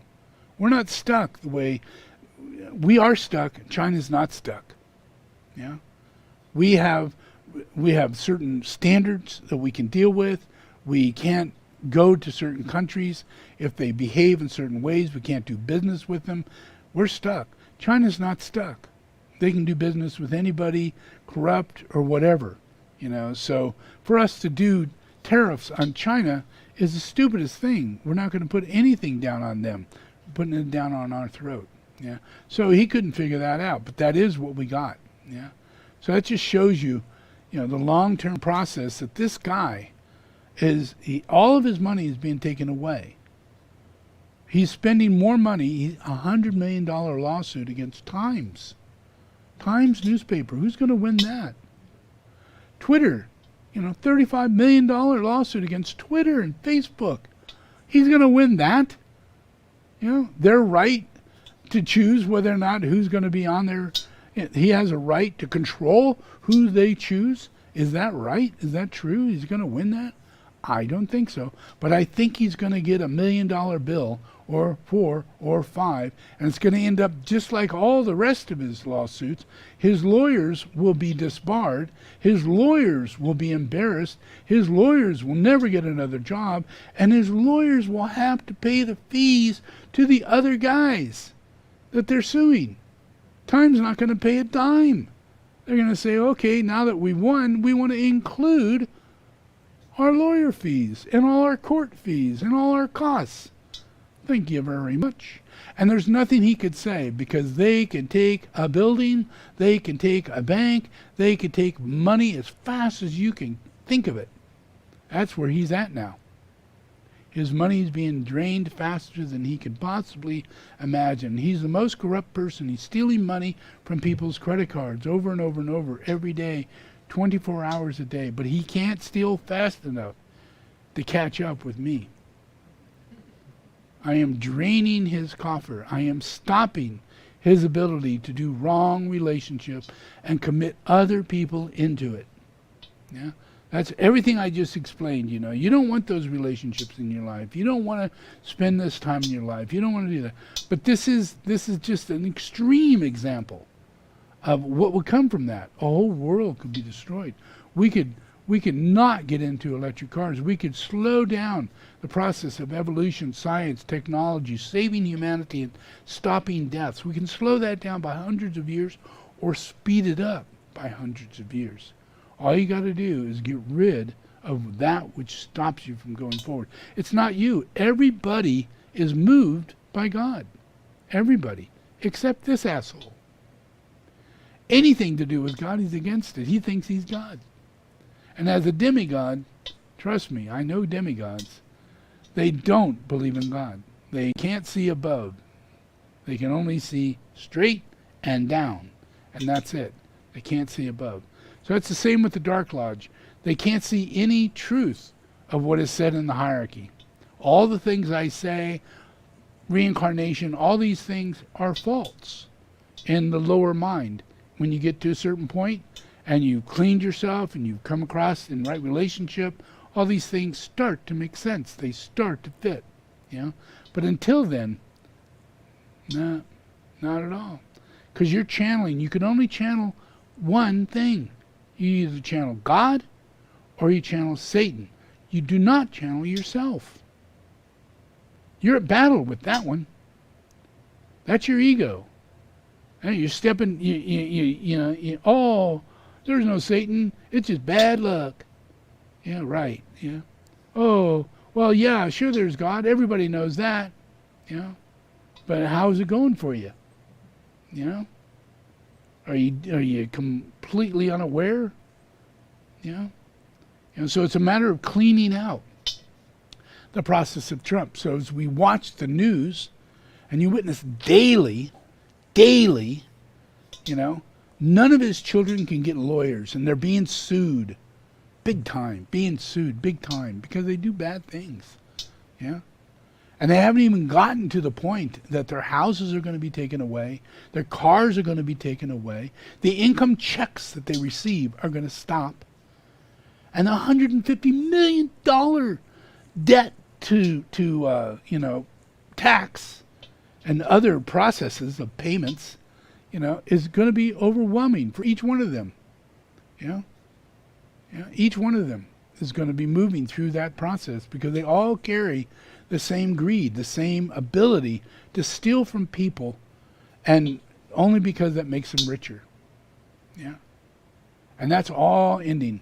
It's all ending. We are not getting another Sai Baba. We are not getting another Michael Jackson. We are not getting another Trump. And this is the end of Trump. Yeah. And Trump is going down. Like the Wicked Witch of the West. Like pour water over her and she goes, "Oh, I'm burning." Well, this is Trump right now. Yeah, that is how he is. He's screaming, he's hollering, I'm burning, I'm losing my ability. I don't trust any of you. Yeah. He's just the evilest sucker you can imagine. And if you were in his presence, you'd know everything I'm saying is absolutely true. Yeah. And yet Melania can't live with him, can't sleep with him. And that doesn't bother us. Because it's wrong relationship. This whole thing is based on right relationship. It's based on our ability to discern and discriminate, our ability to realize that we reincarnate, and our ability to not get stuck in thinking this is the way it is. It's not the way it is. God is changing things. You need to be on God's side. Yeah? And you need to see that there is Satan. And Satan channels in people, and it has everything to do with vices and glamours and all the things that keep people from receiving wisdom. Wisdom is stopped by intellect. Yeah? And that is where vices come in. Pride, that's a vice. Yeah? So all these things are things that are being cleared up. Give us another 100 years. Give yourself another 2 or 3 lives. Hopefully you'll live long lives, so that will only be one life. Yeah? And, our influence on the world will be greater and faster. Yeah? Click that button on your car when you go auto driving. Make sure it drives, not you. Yeah? Things will go faster. You got to get past the fear. You got to get past so many things. And it's every day. It's every day, no matter what. If you haven't got enough fear, somebody's going to tell you got cancer just so you can go through all kinds of shit. Avoid that. Eat right. Sleep right. Be good. Be kind. You'll knock all those options of negative, terrible, horrible things that can come into your life. They don't come into your life. And you just miss them. They don't happen. They went right by you. They could have happened. But they didn't. And that's right relationship. All right? So, let's pray.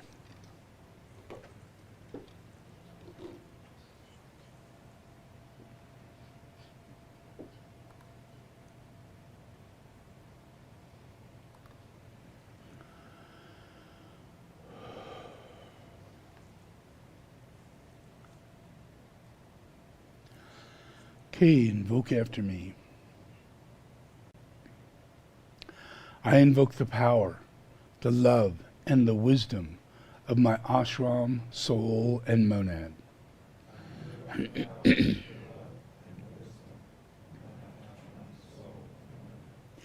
To guide me into the right activity in the plan. To clarify and stimulate my mind. to transform, to transform and transmute my feelings and emotions,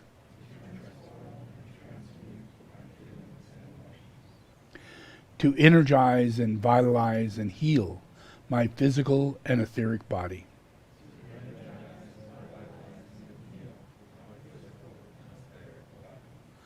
so there is a normal flow of energy in my physical and etheric body.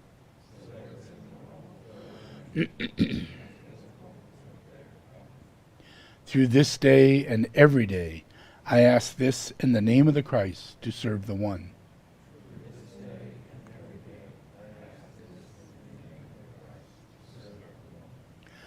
All in the name of the Father, the Son, and the Holy Spirit. Amen.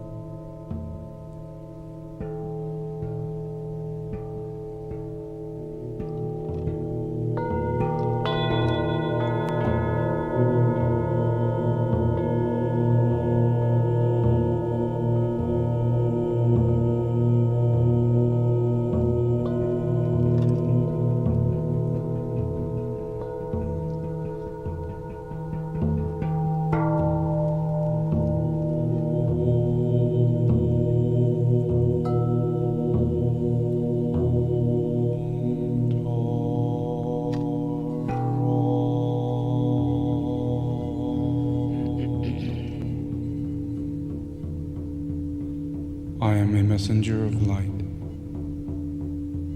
I am a pilgrim on the way of love.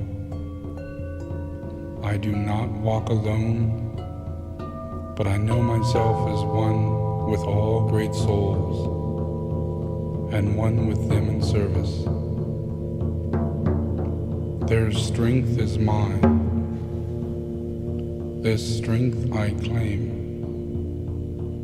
My strength is theirs, and this I freely give. A soul, I walk on earth.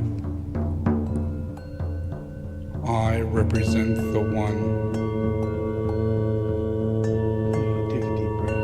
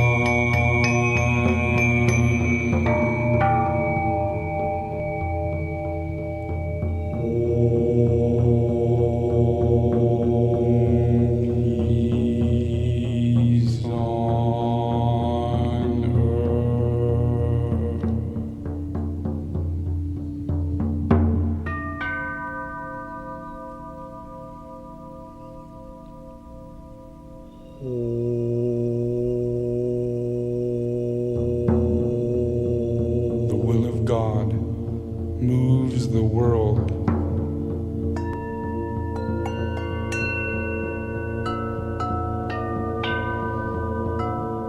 The past has gone. I am that past. It makes me what I am. The future comes. I also am the coming destiny, and therefore I am that.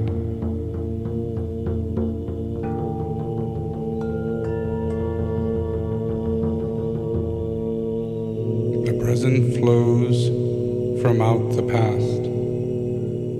The future colors that which is. I make the future also by my present knowledge of the past and the beauty of the present, and therefore I am that I am.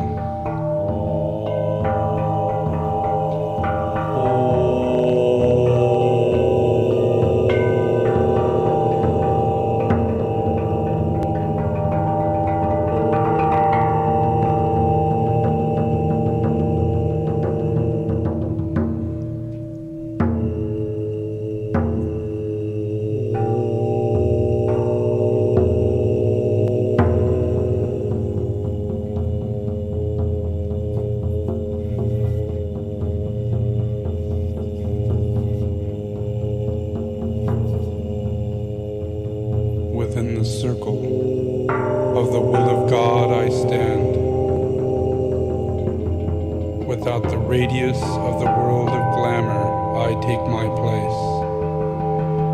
And there I stand.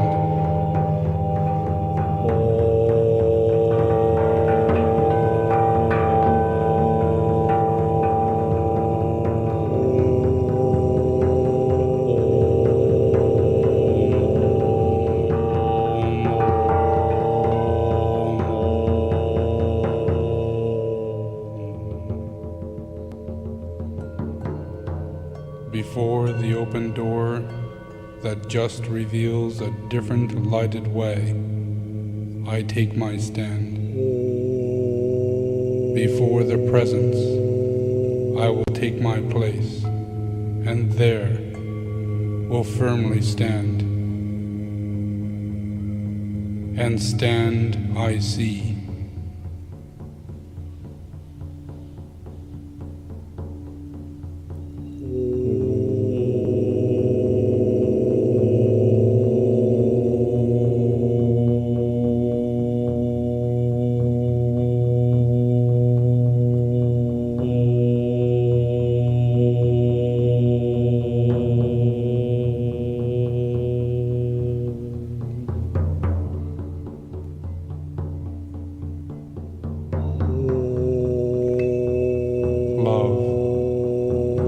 Is the incentive of our aspiration on the path.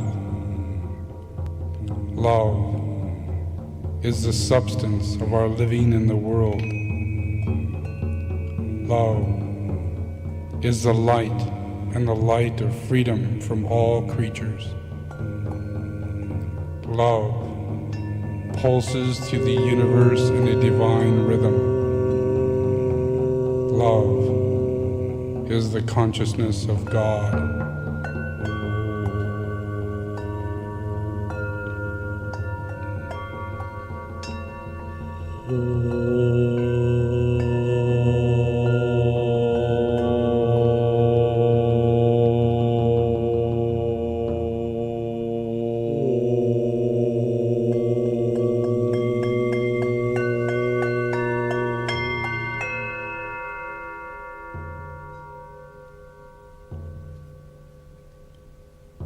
May the holy ones whose disciple I am show me the light I seek. May all mankind, may all humanity of all knowledge, may all light on earth make manifest the soul in all things, all life. I invoke the radiant golden sun to manifest the thread of the soul into the kingdoms of the elementals, into the kingdoms of the vegetables, the animals, into the astral plane.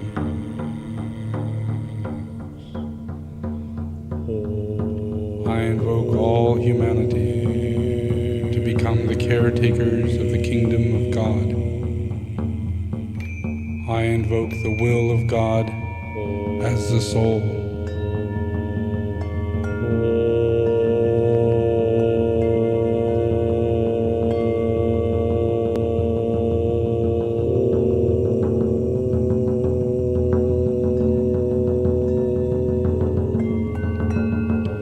I stand before the judgment seat of my soul. I am that soul. All love and light am I serve the world and lose myself in service. This is my life, and this is the way that I will tread until the day be with us all.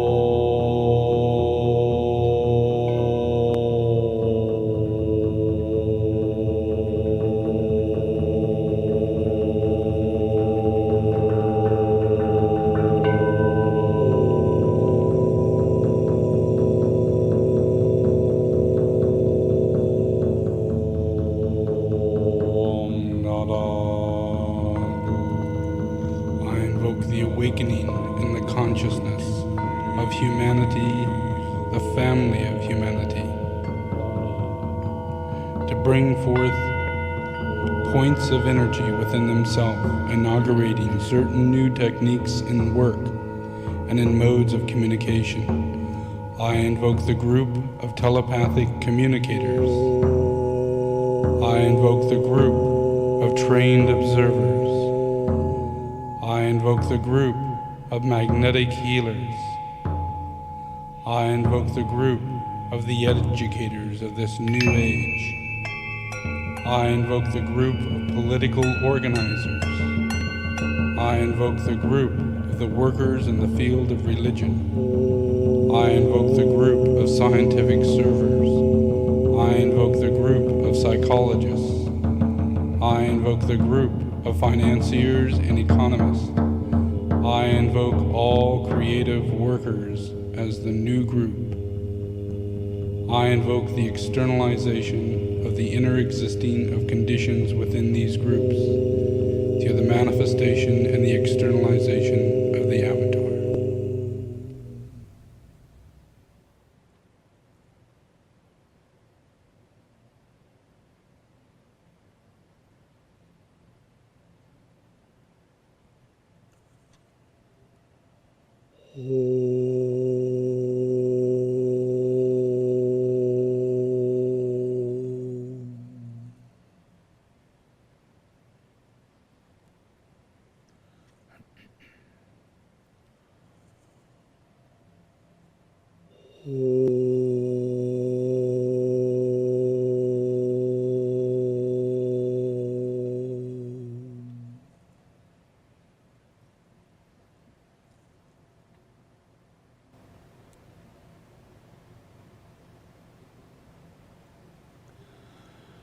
Okay, just relax.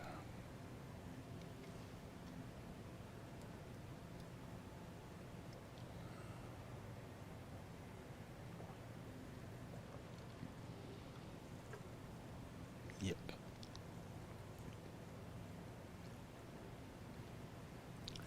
Okay, open your eyes.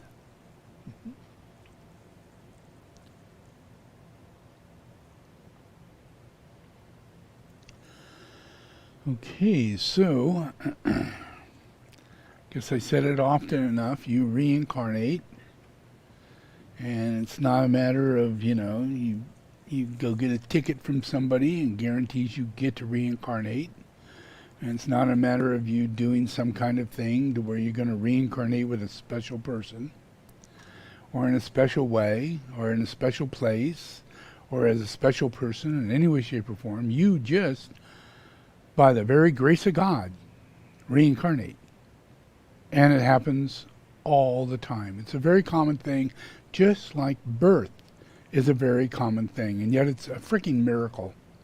But the big thing about it is that it is a reincarnation of an old person, or maybe a young person that just died. So think about this, you reincarnate. We all reincarnate. We likely, all the time, have a mother.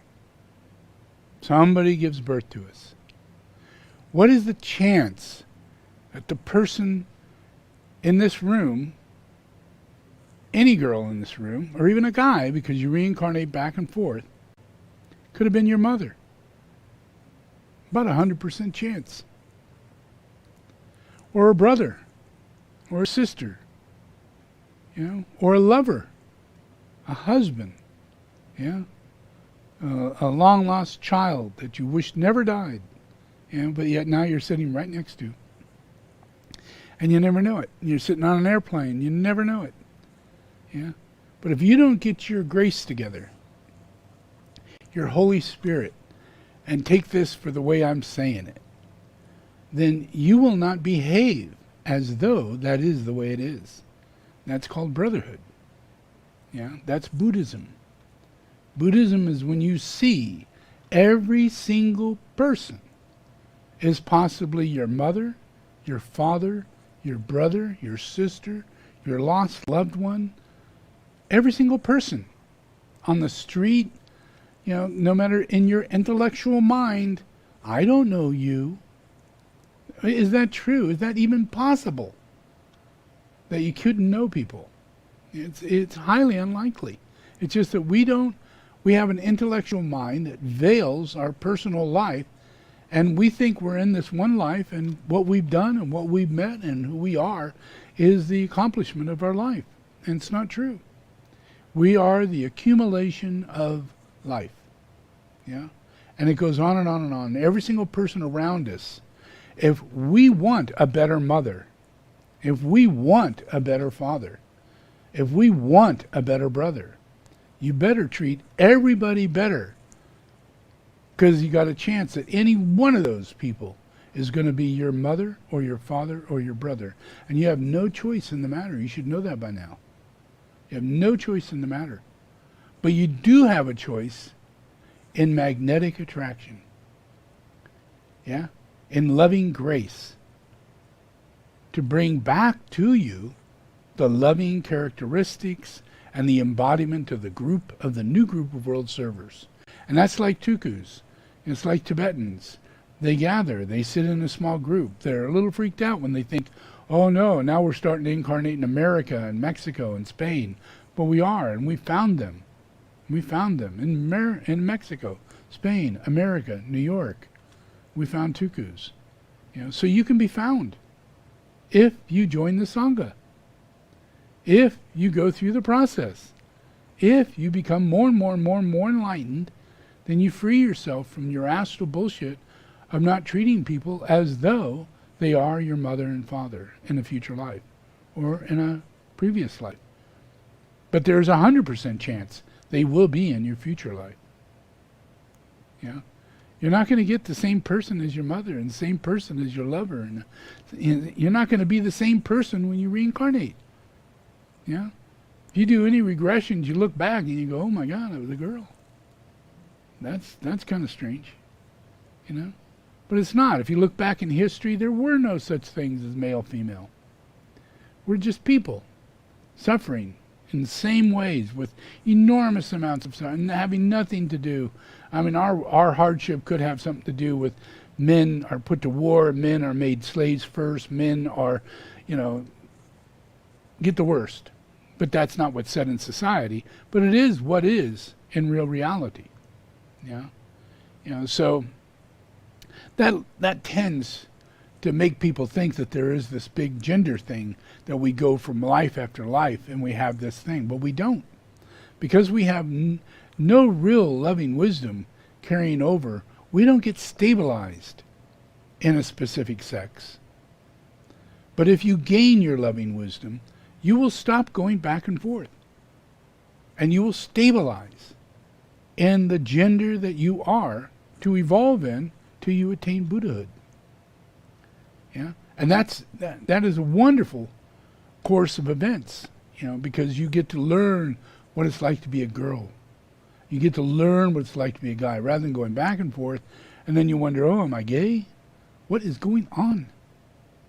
Why do people do all this stuff? And it's because we don't understand we reincarnate. We don't understand we have to say no. We don't understand there is all this going out there that are predators. And we don't understand that we are what they're looking for. You know? And predators are looking for Boy Scouts. Predators are looking for little kids who come to the church. Predators are looking. You know? They're out after you. They go to the main schools.